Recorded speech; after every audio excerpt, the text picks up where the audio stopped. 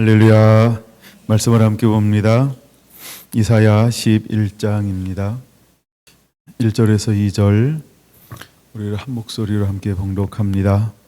이새 줄기에서 한 싹이 나며 그 뿌리에서 한 가지가 나서 결실할 것이요 그의 위에 여호와 영 곧 지혜와 총명의 영이요 모략과 재능의 영이요 지식과 여호와를 경외하는 영이 강림하시리니. 아멘. 할렐루야. 예, 그 말씀 안으로 12번째 시간입니다.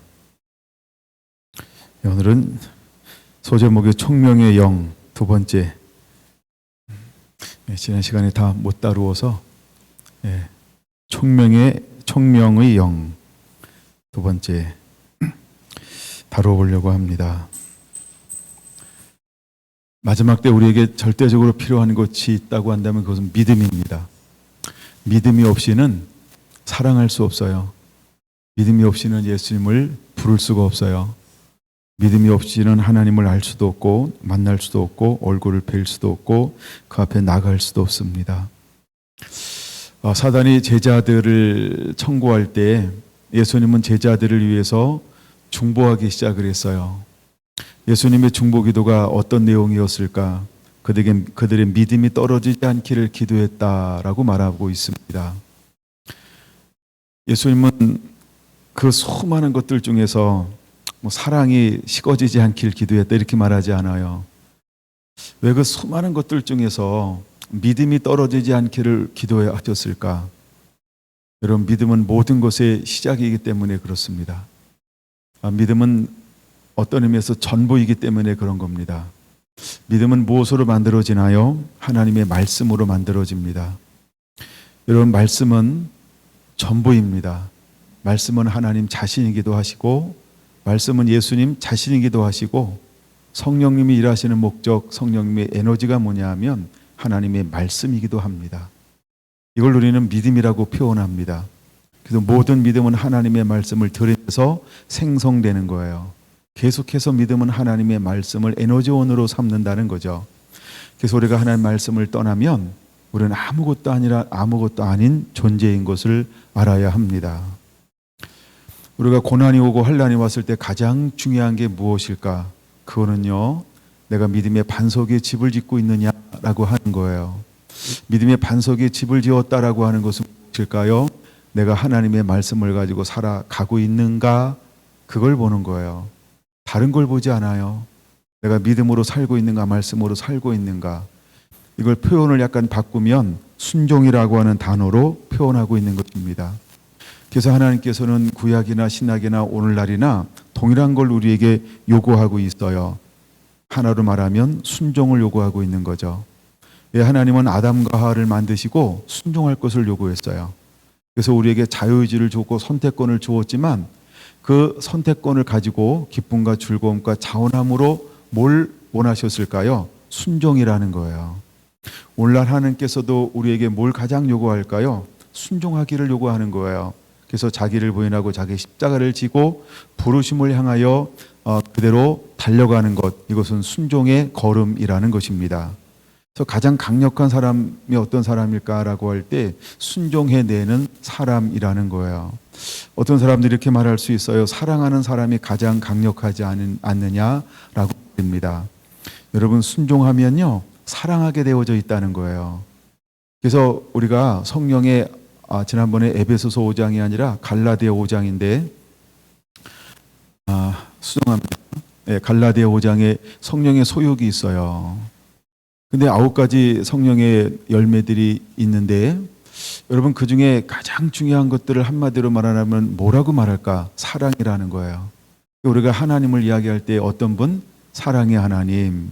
그래서 우리가 성경을 하나로 이야기할 때 우리는 사랑, 우리가 기독교를 한마디로 이야기하면 사랑, 이렇게 말합니다.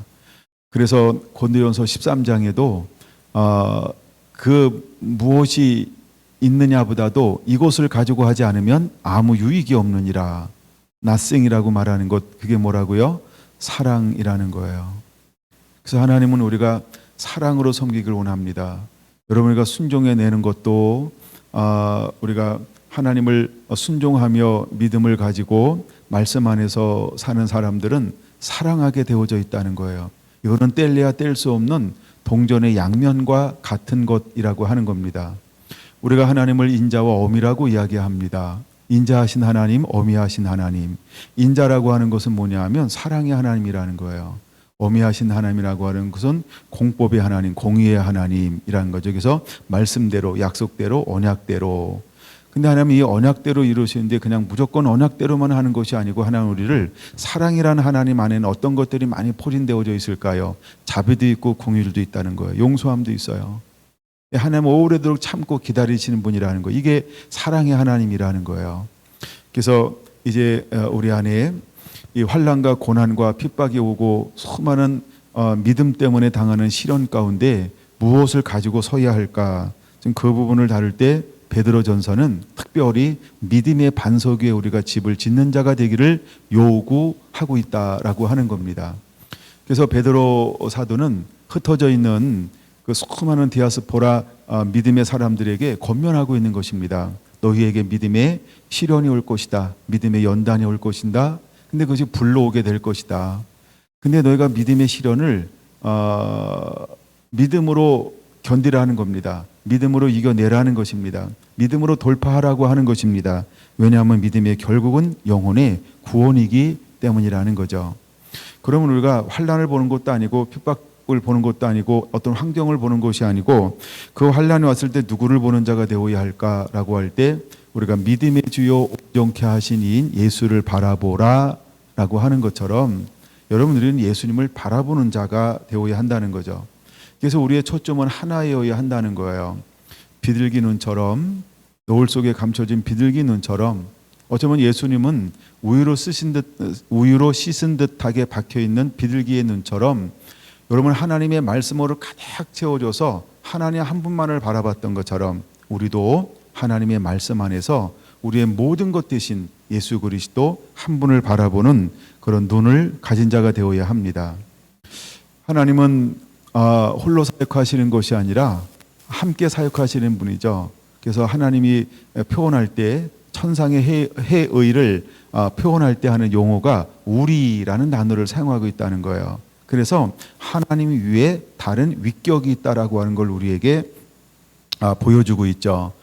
그래서 하나님은 우리에게 그냥 일하게 하지 아니하시고 성령을 부어서 일하시게 한다라고 하는 겁니다. 그래서 하나님이 불러 쓰시는 사람들의 특징이 뭐냐 하면 하나님의 영으로, 이게 이제 구약적 표현이라 그랬어요. 신약에는 하나님의 성령을 부어서 이렇게 표현하고 있다 그랬어요. 그럼 오늘날 하나님께서 어떻게 일하실까요? 그렇죠. 하나님이 오늘날도 우리에게 성령으로, 할렐루야. 그래서 우리는 보혜사, 하나님의 돕는 자, 이 보혜사 성령으로 우리가 충만되어져야 할 줄로 믿습니다. 예수님도 공생애를 시작할 때, 그러니까 공생애와 드러내지 않은 삶의 차이점을 무엇으로 구분하냐 하면 성령으로 충만되어졌다, 성령으로 충만되지 않았다, 이렇게 볼 수 있다는 거예요. 그럼 성령이 충만되었다라고 하는 것은 어떤 의미가 있는 것이냐 하면 오늘 여기 이미 예수님께서 오시기 전 800년 전에 이사야 선지자를 통해서 예언했던 것처럼 이사야 11장 2절에 이렇게 표현하고 있다는 거죠. 그의 위에, 이건 그는 예수님을 말하죠. 그의 위에 여호와 영, 곧 지혜의 영이 임할 것이다. 총명의 영이 임할 것이다. 그 다음에 모략의 영이 임할 것이다. 재능의 영이 임할 것이다. 지식의 영이 임할 것이다. 여호와를 경외하는 영이 그 위에 임하실 것이다. 이렇게 말씀을 하고 있다라는 것입니다. 제가 이것을 요한계시록을 통해서는 5장 6절을 바로 본다고 한다면 7 눈이 있는데 이 7 눈은 하나님의 보좌 주변에 있는데 그래서 7 눈이 온 땅을 뭐한다? 감찰한다라고 하는 거예요. 감찰한다라고 할 때 두 가지 의미가 있다라고 그랬습니다. 하나는 우리의 드러나는 모든 보여지는 것들을 다 아시는 하나님. 두 번째는 모두 아시는 하나님. 숨은 사람, 이걸 우리가 속사람이라고 이야기하는데 내 패부, 내 마음, 내 동기도 아시는 하나님. 그래서 사무엘 선지자를 통해서 하나님 이것을 우리에게 보여주고 있죠. 나 여호와는 사람의 중심을 보는 여호와 하나님이니라. 사람들은 외모를 보지만 하나님은 마음의 중심을 보신다라고 하는 거. 이것을 우리는 감찰하시는 하나님. 감찰한다 할 때 이것은 무엇으로 하는 거냐면 눈에 하는 역할이라는 거죠. 근데 하나님의 눈은 불꽃 같아서 무엇도 보신다? 우리의 마음도 보신다라는 거예요. 제가 성경 읽으면서 참 그 은혜 받았던 성경 구절 중에 하나가 예수님이 이제 8일 만에 할례를 받으러 올라갔을 때 시몬이라고 하는 하나님의 사람이 있었다는 거예요. 그 성령의 위로가 있기 전까지는 내가 너를 죽지 않을 것이다. 이런 음성을 들었던 사람이에요. 얼마나 그 위로를 보기를 원했을까. 어느 날 그 앞에 누가 나타난 거예요? 메시아이신 그리스도이신 그 약속하신 그 예수님이 오신 거예요. 그를 향하여 예언하기 시작합니다. 저는 그 예언했던 내용 중에 하나를 지금도 기억합니다. 이 사람은 무엇을 드러내게 될 것이다? 사람의 속 생각이요, 속 마음이요. 이 마음을 드러낼 거라는 거예요. 그래서 수많은 사람들을 이렇게 칼로 찌른같이 할 것이요. 예수님이 죽었던 이유가 뭐냐 하면 사람들의 속을 알기 때문에 그런 거예요. 사람들이 자기가 속 사람을 좀 가리고 싶잖아요. 그래서 적당하게 이렇게, 그래서 이렇게 적당하게 포장하길 좋아하잖아요. 또 포장하면 그럴듯 하잖아요. 그렇죠? 근데 드러나면은 그럴듯 안 할지도 몰라요. 근데 우리 하나님의 사람들은 어떤 사람이어야 할까라고 할 때 회개가 필요한 이유가 있어요. 이건요, 겉도 속도 정결해야 한다는 거예요. 그래서 하나님은 늘 우리에게 어떤 방법을 쓰시냐 하면 첫째, 물로 씻기를 원하신다는 거죠. 그렇죠? 그 다음에 두 번째, 하나님께서 우리 영을 부어서 우리의 속 사람을 새롭게 이렇게 변화시키길 원한다는 거예요. 이걸 우리가 굳은 마음을 제하고 부드러운 마음을 줄 것이요 라고 하는 부분입니다. 그러고 난 다음에서야 우리에게 새 영이 임하면 그때서야 잃어버렸던 아담이 회복되어지는 거예요. 그래서 하나님과 함께 동행할 수 있고 함께 대면할 수 있고 친밀한 관계를 누릴 수 있고 말씀 앞에 온전히 설 수 있는 그때서야 자격이 주어지기 시작한다라고 하는 것이죠.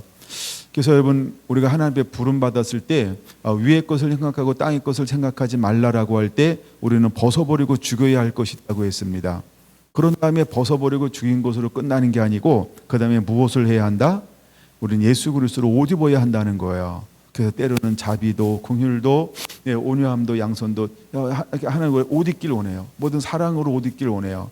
그렇게 할 때 우리 안에 모든 것이 용납되고 용서할 수 있는 놀라운 사랑이 넘쳐나기 시작한다는 거죠. 그것으로 끝나지 않고 그리스도의 평강이 우리 마음을 주장하게 해야 한다, 이렇게 요구하고 있죠. 그리스도의 마음이 우리를 평강을 주장할 때, 즉 잃어버렸던 옛 것이 회복되어지는 상태가 되어지는 거예요. 그러고 난 다음에 하나님께서는 우리에게 이제 정말 보여주고 싶은 새로운 세계, 창세로부터 감춰졌던 그 세계를 하나님은 보여주게 될 거라는 거예요. 그런 것처럼 하나님은 우리에게 그냥 일하라고 하지 않아요. 우리가 왜 말씀 속으로 더 깊이 들어가야 할까? 실제로 말씀은 하나님 자신을 말하는 거죠. 우리가 그분 안에 더 깊이 들어가야 될 이유, 근데 그분은 그분 안에 더 깊이 들어가기 위해서 우리에게 어떤 은혜를 부어주시냐 하면 성령을 부어주기 원한다는 거예요. 그래서 예수님에게도 하나님은 성령을 부으심을 통해서 이 모든 사역을 감당하게 했어요. 그 위에 임한다라고 하는 건 오늘 우리에게 부어주겠다는 거예요. 우리와 함께 하기를 원하는 거예요. 내주, 내 안에 머물기를 원하신다는 거예요. 그래서 내가 하나님의 거처가 되기를 하나님이 원하신다라고 하는 것입니다. 우리는 하나님의 집으로 지워지는, 세워지는, 이해됐죠? 임해야 할 줄로 믿습니다. 그래서 여호와 영을 부어줘요. 그래서 첫 번째 나타나는 현상이 지혜의 영으로 하나님께서 부어주셔서 약간 지혜의 영들이 나타나기 시작할 거예요. 두 번째 나타나는 게 뭐냐 하면 총명의 영을 부어주심을 통해서 총명의 부분들이 더 드러나기 시작할 거예요. 총명의 부분은 성경에 두 가지로 기록되어져 있는데 하나는 계시 이렇게 기록되어져 있고 하나는 명철 이렇게.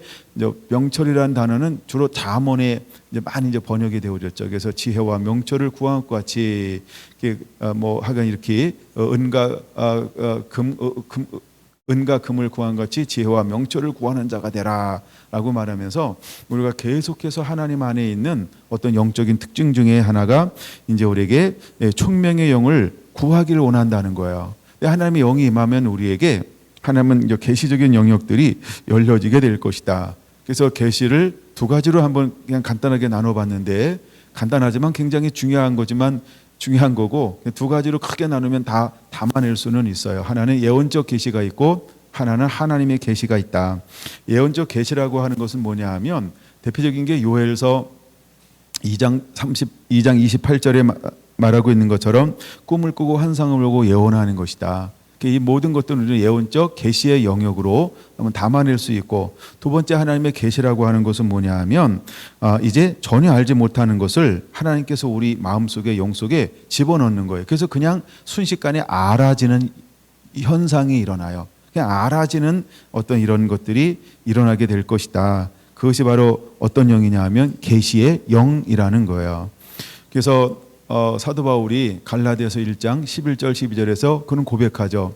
내가 사람에게서 배운 것도 아니고 받은 것도 아니고 하나님의 계시로 말미암아 된 것이니라. 예.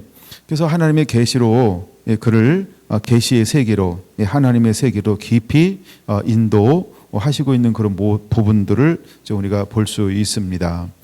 더 나아가서 오늘은 에베소서부터 한번 시작해 볼까요? 에베소서. 아니다. 에베소서 시작하면 안 되고 그 전에 고린도 전서부터 시작해야 되겠네요. 고린도 전서 안 봤죠? 네, 고린도 전서 2장을 한번 보겠습니다. 고린도 전서 2장. 저는 오늘도 이 부분을 굉장히 사모합니다. 앞으로 하나님이 저와 여러분들을 쓰고 사용할 때 우리 안에 어떻게 사역하는 자가 이 시대에도 일어나야 할까라고 할 때에 우리는 4절과 5절이 정말 우리의 사역이 오늘도 되어야 한다는 거죠. 5절 4절 찾으신 분만 함께 같이 읽어볼까요? 내 말과 내 전도함이 설득력 있는 지혜의 말로 하지 아니하고 다만 성령의 나타나심과 능력으로 하여 너희 믿음이 사람의 지혜에 있지 아니하고 다만 하나님의 능력에 있게 하려 하였노라. 할렐루야. 이 능력이라는 단어를 그냥 오늘은 좀 기억해 놓고 계속 말씀을 좀 더 나눠볼게요. 이따 에베소서 넘어갈 때도 능력이라는 단어는 굉장히 중요하니까 한번 기억해 놓고요. 자, 보세요. 내 말과 내 전도함이 설득력 있는 지혜로 말하지 아니하고 다만 무엇과 무엇 성령의 나타남과 성령의 능력으로. 그러니까 오늘 우리가 정말 이제 하나님의 사람으로 사역할 때 우리 안에 어떤 것들이 드러나야 할까라고 하는 거예요. 성령의 나타나며 성령의 능력이 나타나야 한다는 거예요. 그럼 우리에게 있는 이 일곱 영이라고 하는 것은 뭐냐 하면 이 특징들 하나하나가 뭐예요? 이게 성령의 나타남이 돼야 한다는 거예요. 이게 성령의 능력이 돼야 한다는 거예요. 그시해 주신 지혜의 영이 있어요. 그시해 주시는 총명의 영이 있어요. 모략의 영이 있고 재능의 영이 있고요. 지식의 영이 있고요. 하나님이 경외하는 영이 있다는 거예요. 그게 그 시대에 그대로 사역의 현장에서 나타나야 한다는 거예요. 필요에 따라서. 할렐루야. 네. 이제는 이것이 그대로 드러나야 한다는 거예요. 예수님도 그렇게 사역했어요. 사도 바울도 실제로 이렇게 사역했어요. 그건 오늘날 우리도 이렇게 사역해야 합니다. 이제 하나님 이것을 모두에게 부어주길 원한다는 거예요. 그러므로 여러분들은 이 4절과 5절을요 붙잡고 매일 기도하세요. 매일 기도하세요. 주의 성령의 나타남과 능력으로 주오심을 예비하는 하나님의 사람으로 사용해 주세요. 그런 은혜를 부어주세요. 여러분 이것을 계속 붙잡고 여러분 기도하시기 바랍니다. 나타나도 기도하고요. 안 나타나도 기도하고요. 네, 그러니까 무조건 기도하라는 얘기죠. 예수님도 사역할 때 어떻게 사역했다고요? 성령을 받음으로 성령에 이끌려 광야로 가셨다가 성령에 이끌려 갈릴리로 돌아가셨고 성령에 이끌려서 이 땅으로 가셨고 이제 갈릴리 주변을 향해서 사역하시는 거예요. 그래서 그 고넬료에게 고백할 때 사도행전 10장 38절 정확하게 고백하죠. 하나님의 나사렛 예수에게 성령과 능력을 기름 붓듯 하셨음에라고 말입니다. 성령과 능력을 기름 붓듯 부어 주셨다는 거예요. 그럼 우리가 무엇으로 사역해야 할까요? 성령의 나타남과 성령의 능력으로. 할렐루야. 그러니까 내가 하는 것 아니라는 거예요. 내가 하고 싶은 걸 이루는 게 우리의 부르심이 아니에요. 나를 통해서 하나님의 나라, 그것을 이루길 원하는 거예요. 그러니까 이것은 하나님이 성령을 통해서 우리를 사용하는 우리가 통로의 역할, 도구의 역할로 붙들려야 한다는 거예요. 할렐루야. 그래서 여러분과 성령의 나타남과 능력으로 사역하는 자가 되어야 한다는 거예요. 할렐루야. 우리의 부르심이 뭔지를 알아야 돼요. 가끔 여러분 우리는 내가 하고 싶은 것을 향해서 막 달려갈 수 있어요. 근데 하나님은 어떤 사람을 부르냐 하면요, 하나님이 하고 싶은 일을 위해서 우리를 쓰기를 원한다는 거예요. 그래서 가장 대표적인 사람 중에 한 사람이 누구였냐 하면, 갑자기 지금 이 시간에는 요나라는 사람이 생각나네요. 하나님이 하고 싶은 일은 저 왼수 나라 저기 보이죠? 예, 니느웨로 가라는 거예요. 거기 가서 복음을 전하라고 하는 거예요. 근데 요나는 어떻게 했어요? 나는 싫다는 거예요. 왜 싫을까요? 나는 알아요. 나 똑똑하거든요. 배웠거든요. 실제 요나는 나이가 많은 사람이에요. 그러니까 경험이 많죠. 세상에 지식이 풍부할 수 있죠.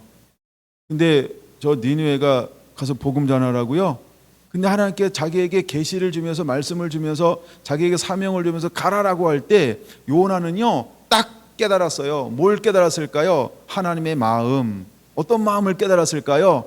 야, 내가 가서 복음을 전하면 하나님께 니네도 용서해 주겠다. 그러면 안 되지, 하나님. 이게 요나의 마음이라는 거예요. 근데 하나님은요, 요나의 마음, 요나가 하고 싶은 거, 그거를 이루기 위해서 하나님이 존재하는 게 아니고 요나를 부른 게 아니라는 거예요. 하나님이 요나를 부른 이유가 뭐라고요? 난 너를 통해서 내가 하고 싶은 일을 하고 싶다. 할렐루야. 여러분, 우리는 하나님이 하고 싶은 일을 이루는 그런 사람들이 되기 원합니다. 할렐루야. 요나가 하여간 고깃배 속에 들어갔다 나오고 난 다음에는 마음이요 여전히 두 마음이에요. 근데 중요한 건 뭐냐 하면 하나님이 필요로 하는 걸 했다는 거예요. 자기가 하고 싶은 걸 한 게 아니고요, 하나님이 필요로 한 것을 풀어놓았다는 거예요. 그러니까 두 마음이 싸우는데 여전히 뭘 했다고요? 하나님이 필요로 한 걸 했다는 거예요. 외쳤다는 거예요. 그렇죠? 그랬더니 요나의 생각은 그냥 접어두고 하나님이 필요로 하는 것을 선포하니까 그걸 통해서 어떤 역사가 일어나요? 하나님이 역사할 수 있는 조건이 딱 맞는 거예요. 그러니까 그때부터 하나님이 일하기 시작하는 거예요. 놀라운 일이 벌어져요. 요나의 생각하고는 정 반대죠. 사람들이요, 저 밑으로부터 회개하기 시작해요. 왕궁까지 회개하기 시작해요. 사람만 금식하는 것이 아니고, 그렇죠, 우양도 함께, 그렇죠, 가축도 함께 금식을 시키네요. 네, 그러니까 우리가 하나님의 나라, 하나님의 원하는 그것을 위해서 우리가 붙들림 당해야 되는데, 하나님 그것을 이루기 위해서 우리에게 무엇을 부어주기 원하냐 하면 하나님의 영이라는 거예요. 할렐루야. 여러분들이 그 영에 붙들림 당하게 되기 원합니다. 그래서 사도 바울은 이렇게 고백하는 거예요. 내 말과 내 전도함이 설득력 있는 지혜로 하지 아니하고, 이렇게 말하는 거예요. 여기서 말하는 지혜다라고 세상의 학문이에요. 세상에서 배운 거예요. 내가 보고 듣고 경험한 거 그걸로 하지 않았다는 거예요.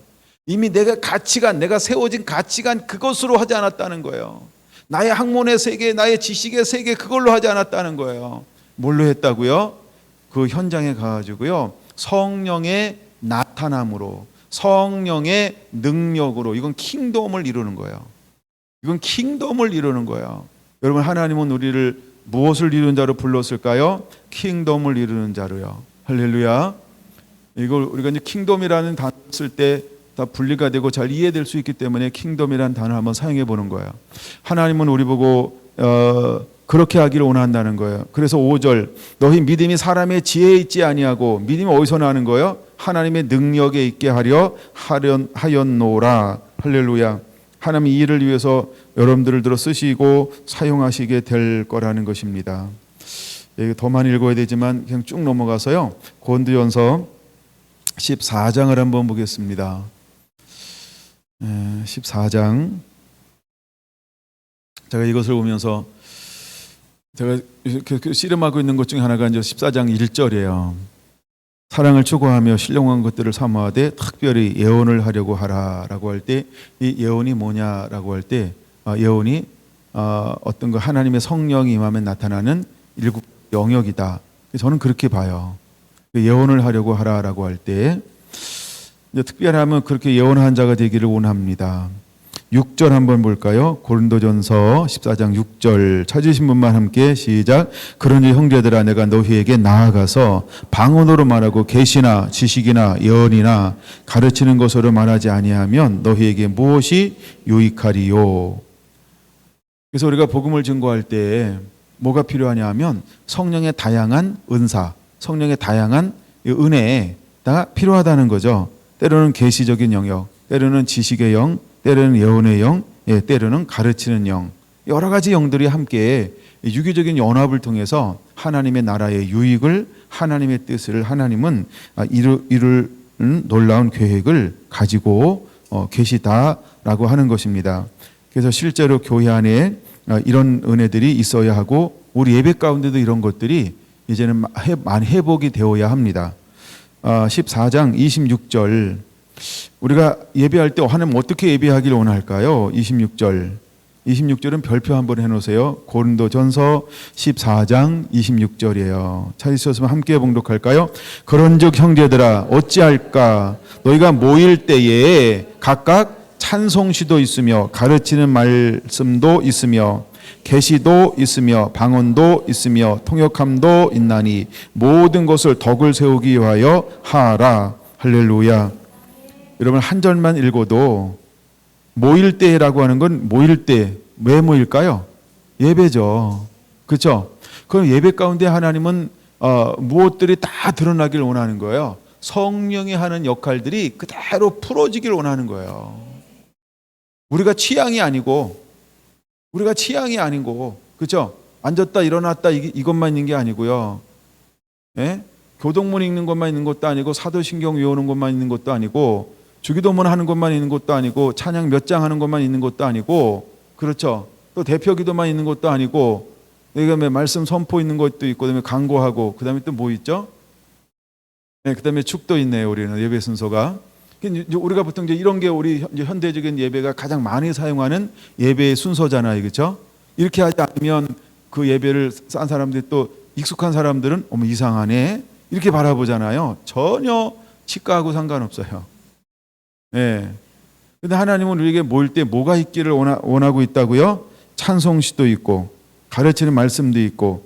근데 오늘날 있어야 되는데 없는 게 뭐예요? 계시는 없잖아요. 물론 우리가 말씀 속에 계시가 있을 수 있으니까 좀 이해하고 방언도 있으며 방언하면 안 되는 데도 많이 있죠. 그 다음에 성경과 위배되는 거죠. 통역함도 있나니 방언도 있고 방언 통역함도 있고 그 다음에 모든 것을 덕을 세우기 위하여 하라라고 말하고 있습니다. 여러분 이 요소들이 예배에 다 필요하다는 거예요. 그럼 이런 역사는 은사를 통해서 누가 하시는 거예요? 성령님이 하시는데 하나님이 원하시고 하나님 받으시고 싶은 예배라는 거예요. 그렇죠? 하나님 받고 싶어하는 예배. 이게 우리가 하나님 안으로 믿음 안으로 말씀 안으로 들어갔을 때 반드시 이런 것이 일어나게 돼 있다는 거예요. 여러분 우리가 스스로 이런 것들이 이렇게 거부하지 않게 되길 원합니다. 우리는 이런 부분에 열려 있어야 합니다. 여러분 우리가 주 예수를 믿으라 그리하면 너와 내 집에 구원을 얻으리라는 말씀 성경 구절과 이 말씀 성경 구절과 차이가 뭘까요? 주 예수를 믿으라 그러면 그거는 성경 말씀이고 고린도전서 14장 26절은 빼고 싶은 성경인가요? 난 가끔 성경을 해석하는 신학자들이 이해가 안 되는 경우가 있어요. 너무 자의적으로 해석하는 부분들이 있어요. 성경은 똑같은 권위를 가지고 있어야 된다는 거예요. 그렇죠? 그러면 그런 분들은 다른 성경 가지고 사용합니까? 물론 번역본이 다를 수 있어요. 그렇죠? 네, 번역본이 다를 수 있어요. 근데 그 번역본의 이 26절은 뺐을까요? 26절을 뺀 성경은 아무것도 없다. 예, 그럼 26절만 빼면 27절 어떻게 하려고? 28절도 있고 29절도 있는데 그렇죠? 30절도 있고 계속해서 제가 한 절만 읽어서 그렇지 이게 전부 모일 때에 하면서 문맥적으로는 이게 한 문맥으로 계속해서 이어진다는 것을 모르십니까? 그렇죠? 이건 문맥으로 계속 이어지는 말이에요. 예, 그러니까 이 나머지 전체를 그럼 다 없애버려야 되잖아요. 그렇죠? 이건 어떤 고린도 교회 특정 어떤 한 교회의 주님 말씀이 아니죠. 그렇죠? 여러분 우리에게 주신 하나님의 말씀이라는 거예요.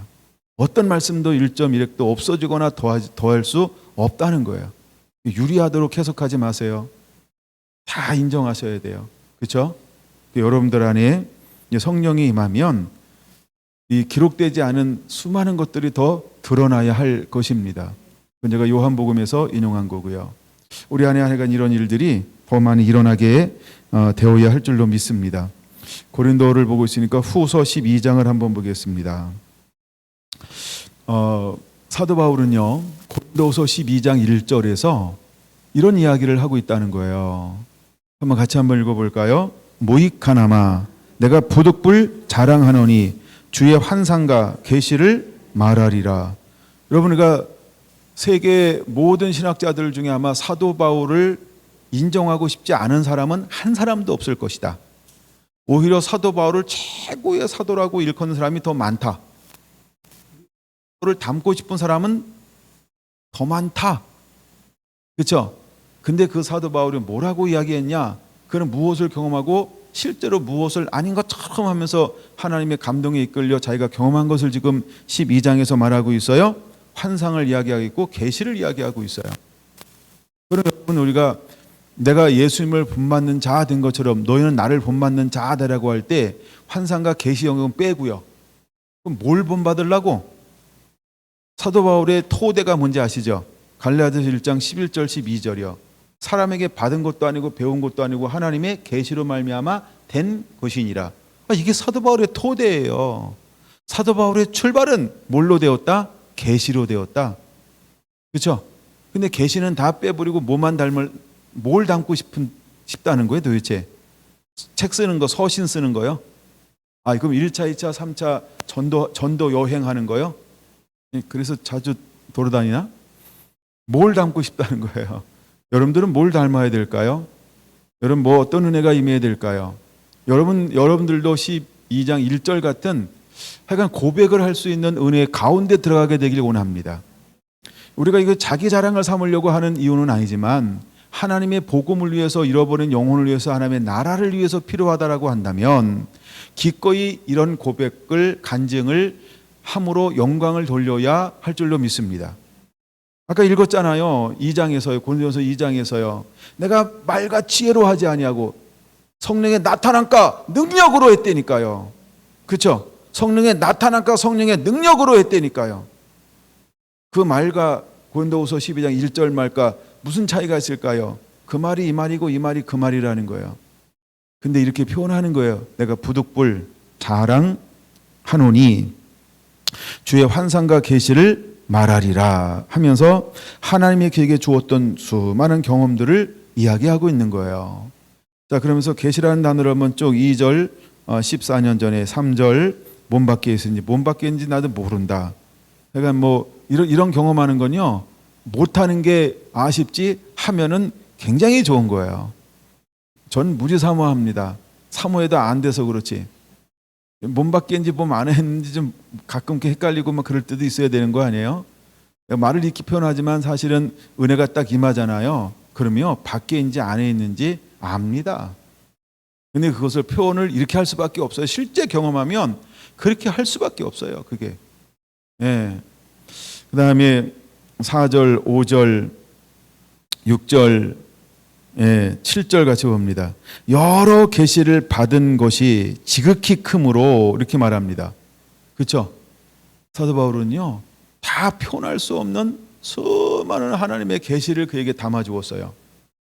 그러면 사도 바울이 이런 계시를 가지고 사역한다 이 말은 무슨 말이냐 하면 하나님의 성령을 부어줬는데 성령이 임하는 동시에 뭐가 나타나는 거예요? 지혜의 영도 나타나고 총명의 영도 나타나고 모략의 영도 나타나고 재능의 영도 나타나고 재능의 영이 나타나니까 기적과 표적과 이적이 막 일어나지. 그다음에 지식의 영이 막 일어나니까 가르칠 때요 얼마나 효율적으로 사람들의 공명하면서 감동을 자아내면서 말씀을 가르치는지 몰라. 어떤 지역에 가면 하나님께서 앞서가셔서 성령이 그대 마음의 문을 열어 성령이 깨닫게 하시고, 이 어떤 역사예요? 성령이 지식의 영으로 가르쳐 사람들이요 그것을 공명 알아들어요, 깨달아요. 영으로 들어요. 육으로 머리로 듣는 게 아니라 가슴으로 마음으로 들어요. 그다음에 그 사람들 중에서 얼마나 많은 동역자들이 생겨나요. 여호와 경외함의 영이 함께 그 사역 가운데 수많은 역사들이 막 나타나기 시작하는 거예요. 할렐루야. 여러분에게 이 은혜가 여러분들에게도 그대로 임해야 할 줄로 믿습니다. 사도 바울 자신의 실제로 수많은 계시를 받은 사람이에요. 그는 계시의 사람이에요. 여러분, 이런 계시를 받지 않고는 이런 서신들을, 이런 복음들을 쓸 수 없고 전할 수가 없어요. 이건 하나님이 은혜를 부어주셔야만 가능한 거예요. 여러분, 오늘날도 우리에게 이런 은혜가 대로 믿음 안에서 주어지게 되기를 예수님의 이름으로 축원합니다. 근데 하나님께서 사도 바울을 통해서 얼마나 많은 일을 하면,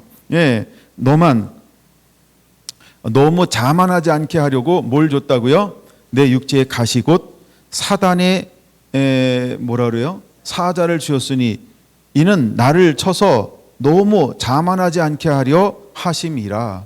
너무너무나 많은 비밀한 것들을 간직하고 있는 거예요. 너무너무나 비밀한 것들이 사도 바울에게는요, 현시적. 이게 실제적이라고 하는 거예요. 너무 이게 실제적인 거예요. 다만 사도 바울이 뭘 깝깝하게 할까요? 사람들이 못 알아들어, 못 받아, 못 먹어, 이해를 못해. 아마 사도 바울은 이 마음이 굉장히 많았을 거예요. 눈 떴는데 안 보이고 귀는 귓구멍은 있는데 못 들리고 막 이런 거 있잖아요. 가슴은 뛰고 있는데 도대체 가슴으로는 말씀을 못 받아들이고 얼마나 깝깝했을까. 이 사도 바울의 심정이에요. 사도 바울의 심정이요.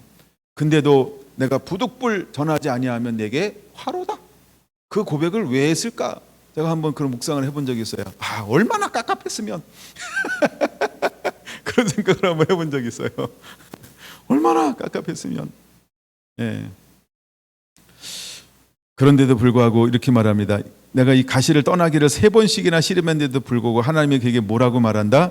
9절 같이 읽습니다. 나에게 이르시기를 내 은혜가 내게 족하도다. 이는 내 능력이 약한 데서 온전하여 짐이라 하신지라. 그러므로 도리어 크게 기뻐함으로 나 여러 약한 것들에 대하여 자랑하노니 이는 그리스도의 능력이 내게 머물게 하려 함이라.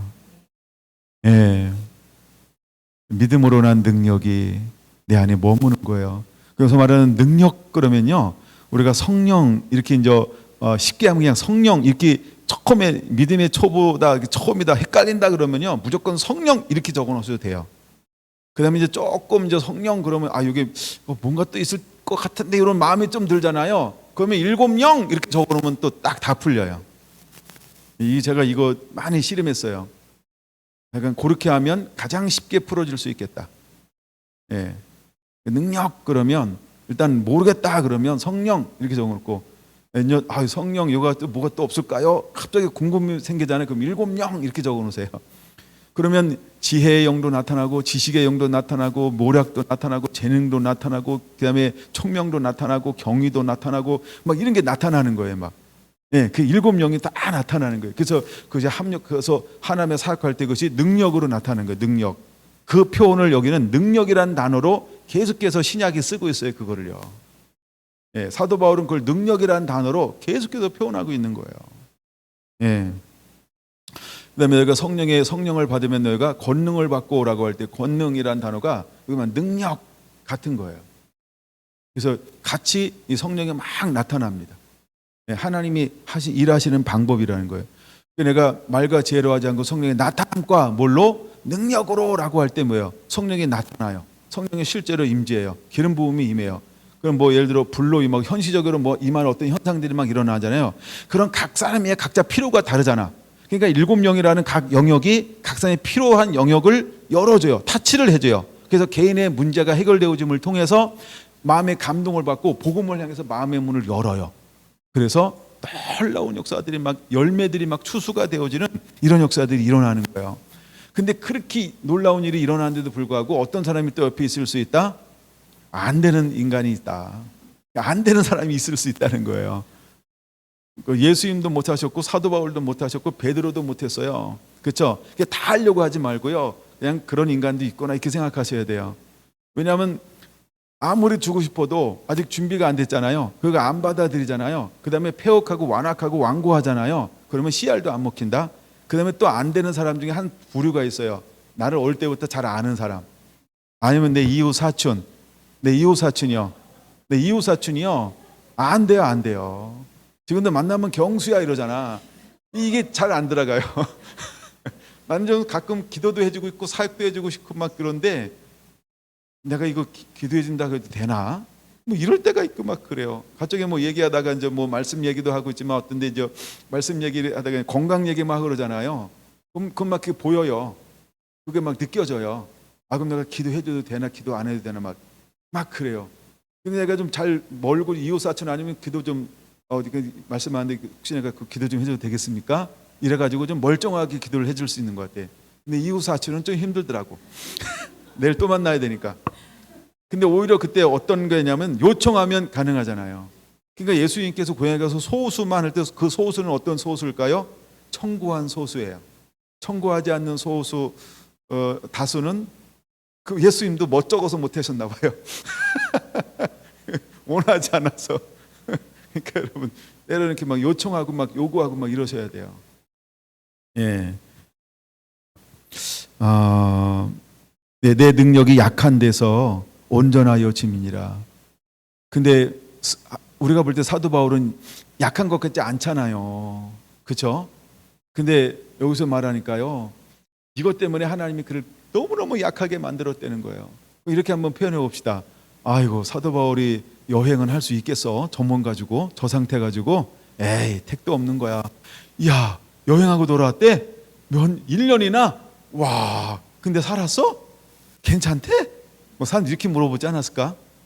복음을 들고 막 수개월 동안 여행하고 1년 넘게 여행하고 그다음에 수년 동안 여행하고 뭐 이러잖아요.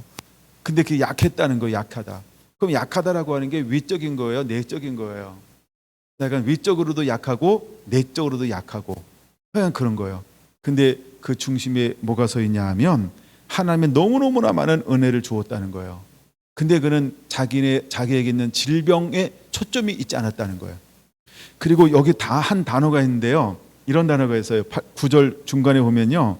그러므로 도리어 크게 기뻐함으로 이거요. 오히려 자기는요. 약한데도 불구하고 그 안에 뭐가 가득해요? 기쁨이요. 그 뭐에 대한 기쁨이 있는 거예요? 하나님의 보여준 계시에 대한 기쁨이요. 하나님 나라에 대한 기쁨이요. 그렇죠? 하나님이 나를 통해서 잃어버린 영혼들을 건지는 이 소망을 이루는 그 기쁨이요. 하나님 나를 통해서 뜻을 이루는 거는 이 기쁨이요. 그 다음에 내가 수많은 사람들이 갈 수 없는데 내가 가면 복음의 문이 열리는 그 기쁨이요. 그 다음에 영혼들이 내게로 돌아와서 그 말씀을 듣고 변화되는 그런 기쁨이요. 그 다음에 반대하고 그 반대도 하고 그 막 환란도 주고 막 이런데도 건지시는 그 하나님의 놀라운 섭리, 그 속에서 느껴지는 그 기쁨이요. 내게 고난이 내게 유익이다라고 하는 그 고백을 거기서 똑같은 기쁨이요. 그러니까 잘 돼도 기쁨이가 안 돼도 기쁨이라고 하는 그냥 하나님 나와 함께하는 그 상황 속에서 하나님이 예비하시고 준비하시고 또 막으시고 또 옮기시고 이 모든 것 자체가 그에게 뭐가 됐다고요? 그냥 기쁨이었다는 거예요. 그걸 왜 그런 기쁨으로 모든 걸 다 여길 수 있었을까요? 내가 없다는 거예요. 내 생각이 없다는 거예요. 내 마음이 없다는 거예요. 만약에 이렇게 됐으면 좋겠다, 이렇게 됐으면 좋겠다, 이렇게 됐으면 좋겠다라고 하나님이 주신 것 위에 내 것을 자꾸 하나씩 이렇게 올려놓았다라고 한다면 하나님 건 다 이루었는데 나머지 보니까 누구 것만 남았어요? 내가 올려놓은 것만 남았어. 근데 이건 왜 안 이루어지지? 그러면 기쁨을 어떻게 누렸을까요? 요것만큼 아마 기쁨을 못 누렸을 거예요. 근데 사도 바울은 그 속에서 뭘 누렸다? 기쁨으로. 이게 기쁨을 누렸다라고 하는 거예요. 우리가 그렇게 이 세대를 우리 한평생을 살아가게 되기를 축원합니다.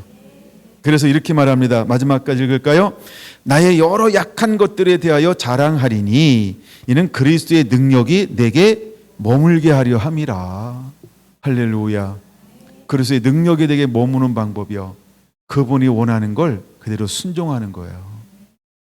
성령을 순종하고 뜻을 순종하니까 하나님 계속해서 내게 하나님의 은혜를, 하나님의 임재를, 하나님의 성령을 하나님이 나와 늘 날 거처로 삼으셔서 나와 함께 해주시는 거예요. 할렐루야. 10절도 같이 읽습니다. 그러므로 내가 그리스도를 위하여 약한 것들과 능욕과 궁핍과 박해와 공고를. 그럼 이제 우리가 베드로전서에서 이 믿음의 시련이 왔을 때 결국 우리가 이것을 어떻게 받아들여야 될까? 믿음의 시련의 결국은 영혼을 구원합니다. 그것이 내게는 이게 믿음 때문에 오는 거다. 그러면 기뻐할 수 있어야 된다는 거예요. 여러분, 이 은혜가 임하게 되기 원합니다. 기뻐할 수 있는 은혜요. 기쁨이다라고 하는 건 평강이 임하는 거예요. 평안함이 임하는 거예요. 예, 뭐 환경이 막 비바람에 쳐도요, 내 마음에 평안이 있어요. 그렇죠? 아무리 밖에서 난리를 쳐봐요. 그렇죠? 예, 우리 사랑하는 사모님이 나만 옆에 있으면 든든해 하잖아요. 나만 없으면 막 문 걸어 잠고 막 번개가 막 치면 막 이렇게 무서웠다라고 하는데, 나 좋으라고 하는 얘기인지 모르겠지만 나 없어도 다들 잘 지내죠? 남편도 없어도. 네, 갑자기 나 좋으라고 한 얘기인 것처럼 들려가지고 여러분, 우리가 그렇게 하여간 기쁨이 되는 거예요. 주님의 기쁨이 되는 거예요. 할렐루야. 여러분, 정말 어떤 상황을 만난다 할지라도 주님 때문에 그 환경이 여러분에도 기쁨이 되기를 예수님의 이름으로 축원합니다. 이는 내가 약한 그때의 강함이라. 나는 약한데 누구 때문에? 그분이 나와 함께 하니까, 성령님이 나와 함께 하니까, 예수님이 나와 함께 하니까, 하나님의 눈동자가 나와 함께 하니까 나는 강한 거예요. 또한 피할 길을 내시고 감당할 시험만께는 허락하지 아니하시는 하나님, 여러분, 이 하나님이 나의 하나님이라고 하는 사실을 믿습니까? 그럼 우리는 든든할 수 있다라고 하는 거죠. 에베소서로 한번 가보겠습니다. 1장. 사도 바울은 에베소 교회를 향하여서 이 감추어졌던 것들을 드러내기 위해서 기도를 하고 있어요. 그 기도 중에 아마 많은 사람들이 이 기도를 할 거예요. 17절 기도요. 우리 주 예수 그리스도의 하나님, 영광의 아버지께서 지혜와 계시의 영을 너희에게 주사. 우리에게 크게 몇 가지가 필요하냐 하면 크게 세 가지가 필요한데, 첫째는 하나님을 아는 은혜가 필요합니다. 우리가 하나님을 알기 위해서 우리에게 무엇이 임해야 될까요? 지혜와 계시의 영이 임해야 한다는 거죠. 예. 그래서 우리는 그렇게 기도해야 합니다. 하나님, 나는 하나님을 아는 자가 되기 원합니다. 여러분, 하나님을 안다는 것은 굉장히 중요한 거죠. 두 번째, 그는 무엇을 기도할까요? 마음 눈을 밝혀 부르심의 소망과 그 유업이 무엇인지 알려주옵소서, 이렇게 기도하고 있어요. 그게 18절이죠. 그래서 부르심의 소망과 그 유업이 무엇인지를 알게 하여 주옵소서, 이렇게 기도하고 있어요. 세 번째 기도는 19절인데요. 믿는 우리에게 베푸신 능력이 어떠한 것들을 알게 하여 주옵소서. 그래서 그 능력이 어떤 것인지를 구체적으로 이제 영으로 아는 자가 되기를 원하여서 사도 바울은 중보기도하고 있는 것을 볼 수 있어요. 그러면 여러분, 이제 우리 안에 먼저 무엇이 임해야 될까? 첫째, 1, 2, 3 순서대로 우리에게 임해야 한다라고 하는 거예요. 먼저 우리는 하나님이 누군지를 아는 자가 돼야 돼요. 근데 하나님이 누군지를 알기 위해서 반드시 무엇이 우리 안에 임해야 된다? 성령이 임해야 된다. 그래서 지혜와 계시의 영이라고 하는 것은 성령을 말하는 거예요. 이사야 11장 2절에 말하고 있는 것처럼 여호와의 영, 곧 지혜와 총명의 영이요, 모략과 재능의 영이요, 지식과 여호와 경외함의 영이 우리 안에 임해야 할 줄로 믿습니다. 그래야 하나님을 아는 자가 되어지는 거예요. 그 다음에 이제 우리가 하나님을 아는 자가 되었어요. 그런 다음에 두 번째, 우리 안에 어떤 목마름과 기도가 일어나야 될까요? 주여, 내 마음의 눈을 밝혀 부르심의 소망, 그 다음에 하나님의 유업이 무엇인지를 알게 하여 주옵소서. 이 기도와 소망이 일어나는 거예요. 여러분, 우리의 부르심의 소망이 무엇인지를 알아야 아굴골짝 빈들에도 복음 들고 가오리다. 그래서 성령이 인도하는 어디를든지 성령을 따라서 그대로 순종하며 나아갈 수 있는 거예요. 여러분, 우리 안에 마음 눈을 밝혀 이제 부르심의 소망과 유업이 무엇인지를 계속해서 하나님께서 우리에게 보여주기를, 그래서 마음에 기쁨이 있고 이 즐거움을 가지고 순종함으로 나아갈 수 있는 거예요. 그 다음에 세 번째, 그 사역의 현장에 나가서 결국 어떤 것을 하게 될까요? 그래서 세 번째는 이렇게 표현하고 있는 거예요. 중간부터 읽어서 그렇지만은 19절, 믿음이 우리에게 보신 믿는 우리에게 베푸신 능력이 어떠한 것인지를 알게 하여 주옵소서. 그래서 믿음의 능력에 대한해서 믿음의 능력을 통해서 하나님께서 무엇을 할 수 있는 것을 내게 주었고 허용했고 할 수 있는지를 알게 하기를 위해서 기도하고 있는 거예요. 근데 우리의 섬김의 현장에는 결국 무엇이 필요하냐면 성령의 인도함 받았어요. 부르심이 무엇인지 명확하게 알았어요. 그리고 실제로 섬길 때 뭘로 섬기나요? 믿음의 능력으로. 믿음의 능력으로 섬겨요. 근데 믿음의 능력으로 섬기는데 무엇이 나타나게 될까요? 거기에 내 안에 있는 그렇죠? 하나님의 지혜와 계시의 영, 성령님이 7가지로 그 성령님이 11장 2절로 말하면 6가지 현상으로 그게 드러나게 될 거라는 거죠. 이게 능력이라는 거예요. 그 능력이 나타나야 돼요. 현장에서 지혜의 영으로, 총명의 영으로, 그 다음에 모략의 영으로, 재능의 영으로, 지식의 영으로, 그 다음에 여호와 경외함의 영으로 나타나야 한다라고 하는 거예요. 이걸 고린도서 12장에 보면 9가지 은사로 나타나야 한다는 거예요. 할렐루야. 이걸 갈라디아서 5장으로 보면은 9가지 성령의 열매로 나타나야 한다라고 하는 거예요. 할렐루야.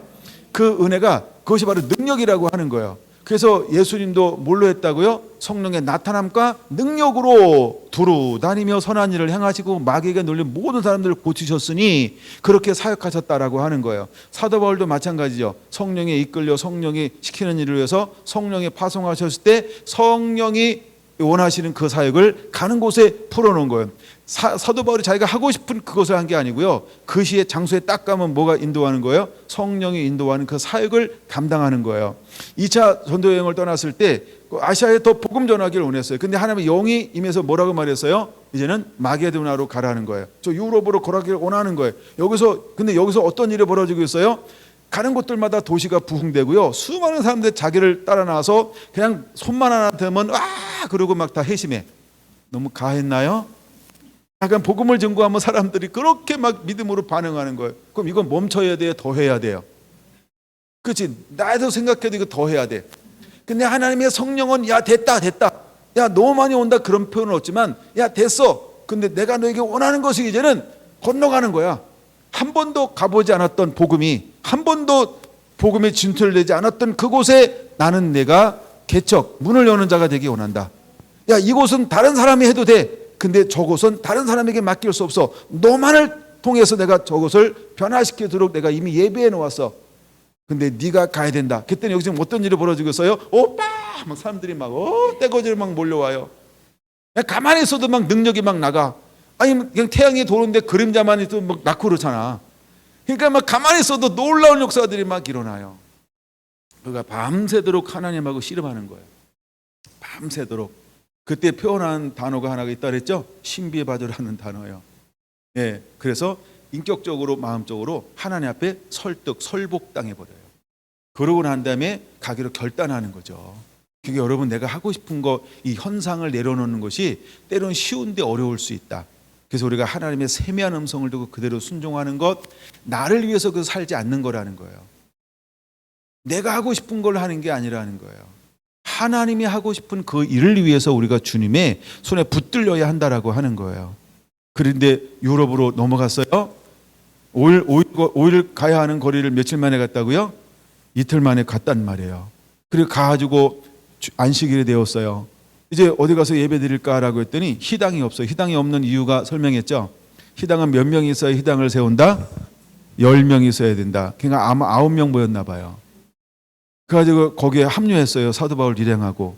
그래서 이제 그랬더니 사람들이 자기를 알아보고 어이구 그러면 바울 선생님이 우리에게 좀 말씀 좀 은혜 좀 나눠달라고. 얼마나 신났을까? 내가 봐도 신났을 것 같아. 그러고 나서 말씀을 증거하기 시작하는데요. 하나님이 어떤 한 여인을요 딱 치더니요 어떻게 했어요? 마음을 열어 말씀을 깨닫게 하는 거예요. 누가 했다고요? 성령님이요. 사도 바울이 한 게 아니에요. 사도 바울이 안수한 거 아니에요. 예, 사도 바울이 막 쫙 째려보고 막 이런 거 아니에요. 그렇죠? 예, 뭐 루디아가 예뻐서 한 여자만 쳐다봤다 이랬을까 사도 바울이? 그런 걸로 하면은 뭐 다 해봤게 우리 한 주에 한 명씩만 계속 쳐다보게 막 다 은혜받는다 막. 근데 그렇게 한 게 아니고 하나님의 성령이 그렇죠? 마음을 열어 성경을 깨닫게 하시니 그래서 제가 이건 굉장히 막 사모하는 거예요. 하나님, 내가 어떤 식으로 말씀을 증거해도 하나님의 성령에 듣는 사람들의 마음을 열어 말씀이 깨달아지게 하여 주옵소서. 근데 이 기도가 아직도 진행형이에요. 자주자주 일어나야 되는데. 그랬더니 이 빌립보 교회가 얼마나 건강한 교회가 되는지 몰라요. 너무너무 건강한 교회로 세워지는 거예요. 너무너무나 건강한 교회로. 네, 하나님의 능력이 함께하는 거예요. 사도 바울이 하는 게 아니고 사도 바울이 순종하니까 하나님의 성령이 앞서 행하시고 있는 걸 볼 수 있어요. 여러분, 우리 안에 이런 은혜들이 임해야 할 줄로 믿습니다. 이것이 바로 여기서 말하는 19절에 말하는 19절 20절 이하에 쭉 말하는 뭐냐면 믿는 우리에게 베푸신 능력의 지극히 크심이라는 거예요. 이제 그런 능력이 나타날 거예요. 근데 믿는 자에게 그런 능력이 나타날 거예요. 믿는 자에게 그런 능력이 나타날 거예요. 할렐루야. 사도행전 1장 8절 적어놔도 괜찮아요. 네. 그래서 그런 믿는 자에게 그런 능력이 나타날 거예요. 그래서 이곳에서부터 땅까지 이르러 복음을 증거할 수 있는 그런 능력이 주어지게 되는 거예요. 여러분에게도 동일한 은혜들이 나타나게 될 겁니다. 여러분의 그 주인공이 될 것입니다. 그렇게 되기를 예수님의 이름으로 축원을 드립니다.